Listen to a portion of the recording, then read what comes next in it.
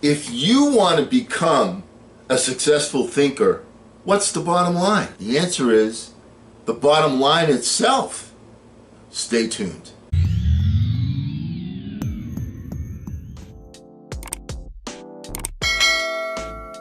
Hello again, everyone. I'm Eli's dad with Project Eli, where we educate, we lead, and we inspire. And we are getting close to the end of our series on how successful people think, based upon a book by John C. Maxwell. Tremendous book. We've gone over many different facets of how successful people think. Today we're going to talk about the bottom line. So how do you figure out the bottom line for your organization, business, department, team, or group? In many businesses, the bottom line is literally the bottom line. Profit determines whether you're succeeding. But really, dollars should not always be the primary measure of success.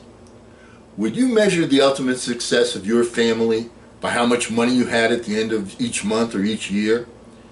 And if you run a nonprofit or volunteer organization, how would you know whether you're performing at your highest potential? How do you think bottom line in that situation? Well, one of the things that's critical is before you begin any project, any concept, any objective, that you always start with why. And in a business mode, the question is, why are we in business? Now, the most successful company that I worked with, and I measured that in terms of financial success, I measured that mostly though in terms of personal growth, personal development for myself, was a company called Copa. All right, let's take a quick look at that. What was the bottom line for that company? Copa's objective was to help Joey Lunchbucket, middle America, the 80% crowd, not the top 10% of society, not the bottom 10% of society, but the middle America, the 80% crowd, to save money for their retirement, to make sure that there was money there for the family.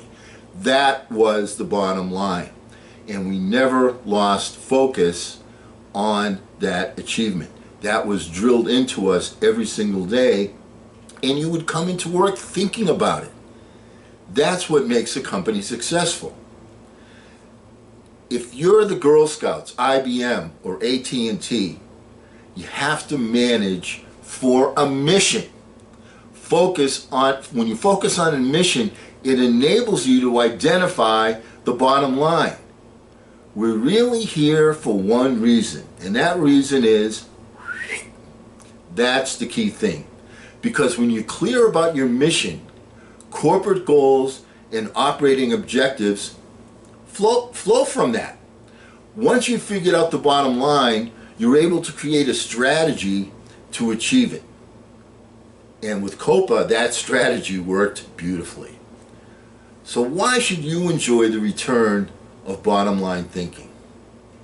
If you're accustomed to thinking of the bottom line only as it relates to financial matters, then you may be missing some things crucial to you and your organization. Instead, think of the bottom line as the end, the takeaway, the desired result. Every activity has its own unique bottom line. If you have a job, your work has a bottom line. If you serve in your church, your activity has a bottom line. So does your effort as a parent or a spouse. As you explore the concept of bottom line thinking, you need to recognize that it can help you in many ways. Let's go over some of those. First, bottom line thinking provides great clarity.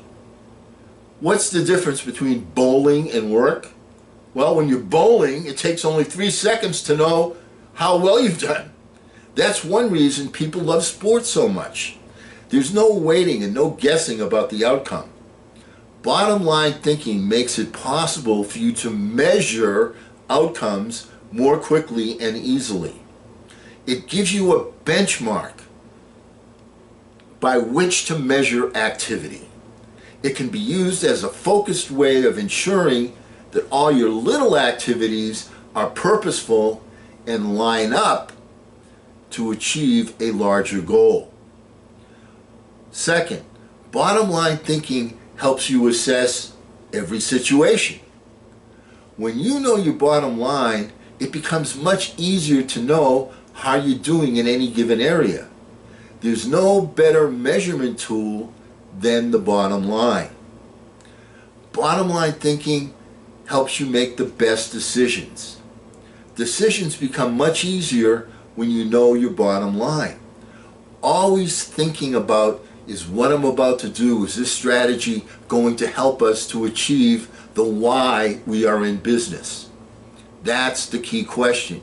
Too often in corporate America, strategy is based upon the convenience of the people that are the bosses.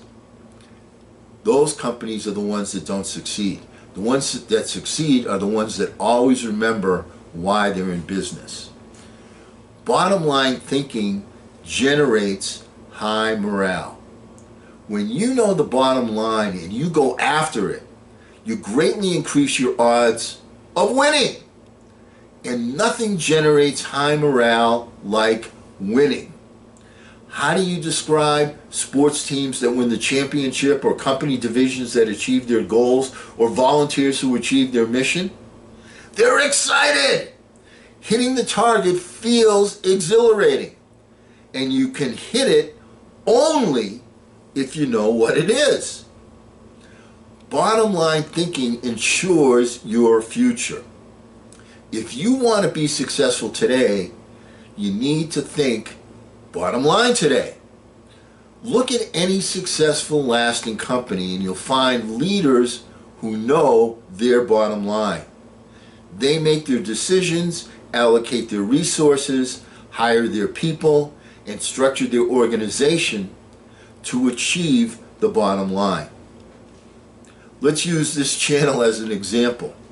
What is the bottom line for me as far as this channel is concerned?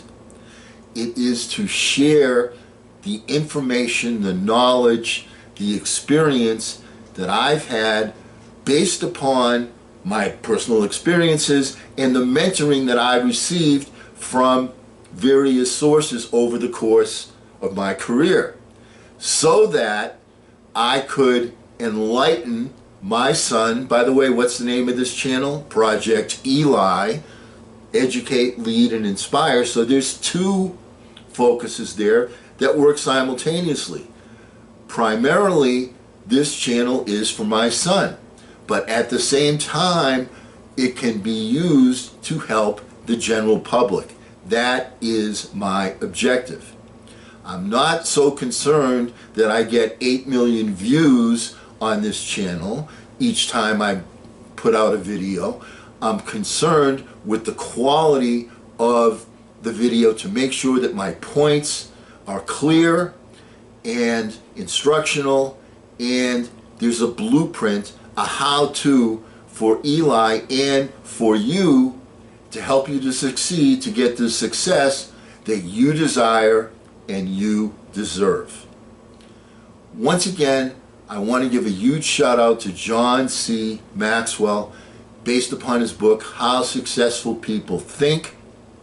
We've gone over the why it's important to be a bottom line thinker. Next time, as we always do, we will go over the how-to, the blueprint.